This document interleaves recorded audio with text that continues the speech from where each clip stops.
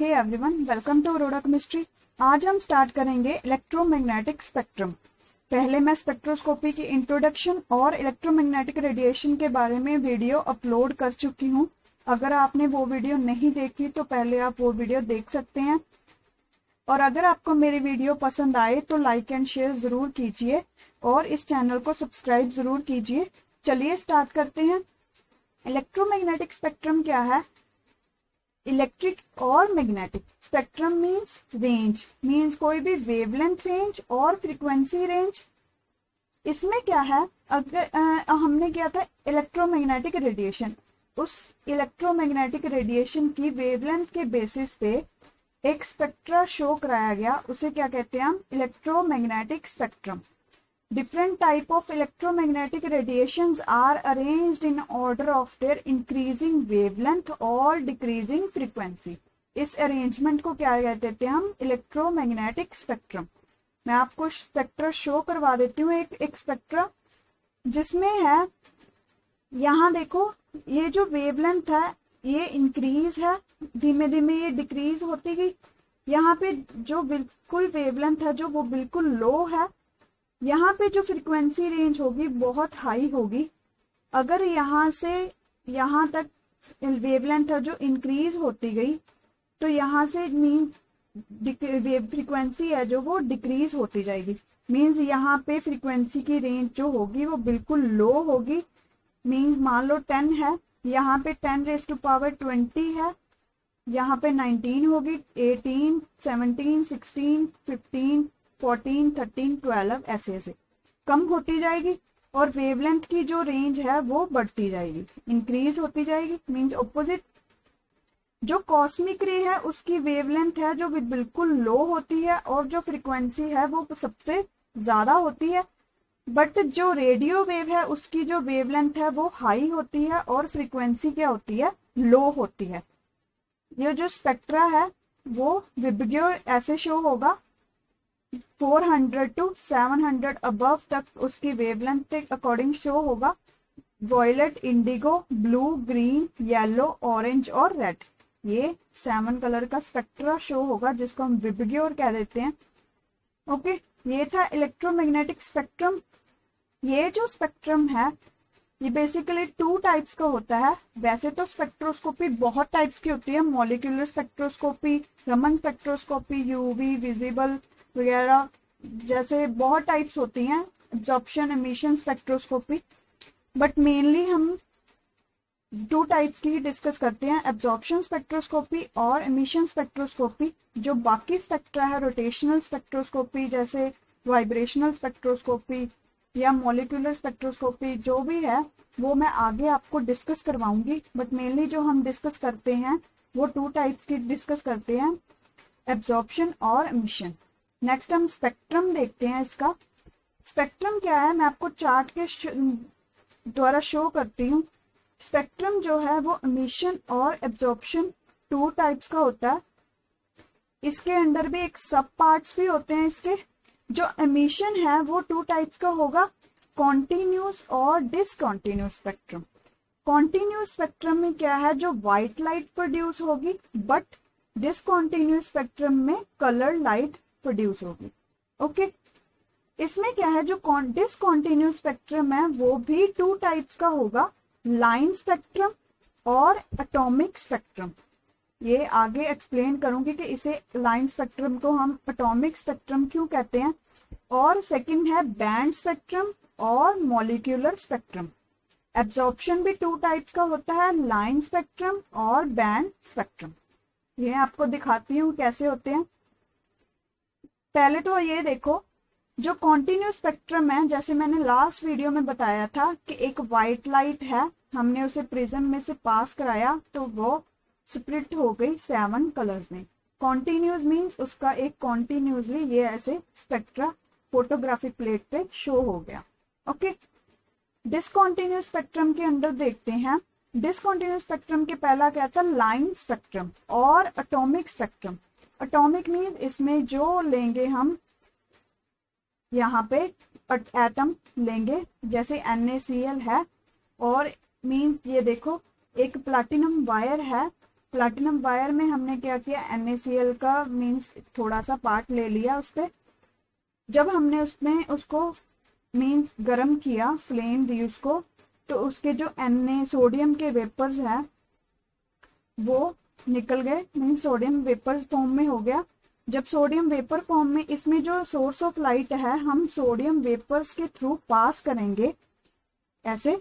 पहले तो हमने क्या किया था कॉन्टिन्यूस स्पेक्ट्रम में, मीन्स जब वैसे जो हम स्पेक्ट्रा बनाते हैं उसमें सिंपल व्हाइट लाइट को हमने प्रिज्म में से पास किया था और स्पेक्ट्रा शो हो गया था। ठीक, इसमें क्या है, एमिशन स्पेक्ट्रा है।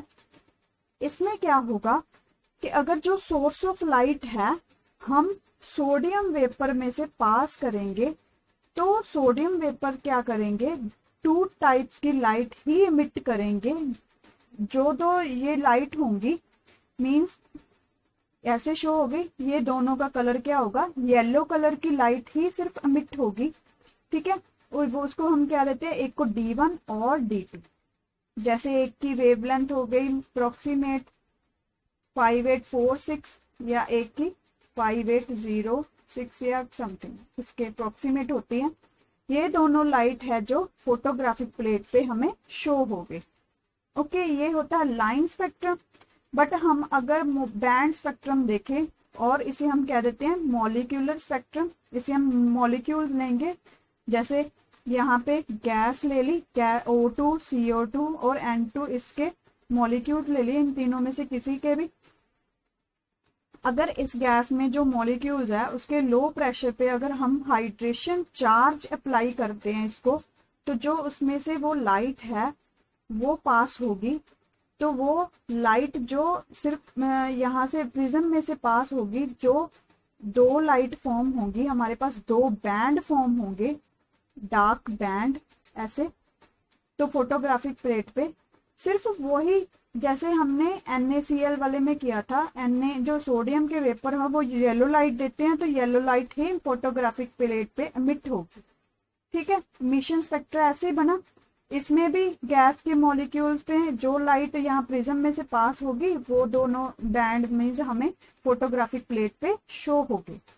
इसे ये ऐसे बैंड बन जाते हैं, ऐसे डार्क फिर एक व्हाइट फिर डार्क फिर व्हाइट, ऐसे बैंड शो हो जाते हैं। ये दोनों थे एमिशन स्पेक्ट्रम के हमें टाइप्स थे। नेक्स्ट हम करते हैं एब्जॉर्प्शन स्पेक्ट्रोस्कोपी। एब्जॉर्प्शन स्पेक्ट्रोस्कोपी में क्या है, अगर हम व्हाइट लाइट को वैसे ही सोडियम वेपर में से, इसमें क्या ले लिया, कोल्ड सोडियम वेपर ले लिए, उसमें से पास करवाते हैं।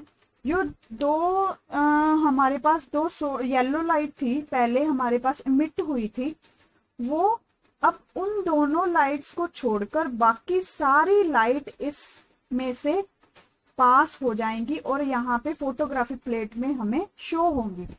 वो 2 लाइट मींस वो 2 लाइट है जो वो एब्जॉर्ब हो गई और बाकी जो लाइट है वो हमें इसका स्पेक्ट्रा शो हो गया। डिफरेंस यही है कि एमिशन में से वो जो 2 लाइट थी वो ही शो होगी, सिर्फ 2 लाइट्स। बट इसमें क्या है, ये दोनों उस लाइट को छोड़कर जो बाकी लाइंस हैं, बाकी लाइट्स का स्पेक्ट्रा है वो हमें फोटोग्राफिक प्लेट पे मिल जाएगा। ओके, ये डिफरेंस था। बट इसके जो बैंड स्पेक्ट्रम है उसके हम क्या लेते हैं, पहले तो हमने सोडियम के वेपर्स लिए थे, इसमें हम KMnO4 का सोल्यूशन ले लेंगे। जब हम KMnO4 का सोल्यूशन लिया तो हमारे पास ऐसे बैंड शो हो गया, ऐसे ही जैसे मैंने पहले दिखाया था। ठीक है, ये रहा, ऐसे फोटोग्राफिक प्लेट पे वो बैंड शो हो गया। क्लियर?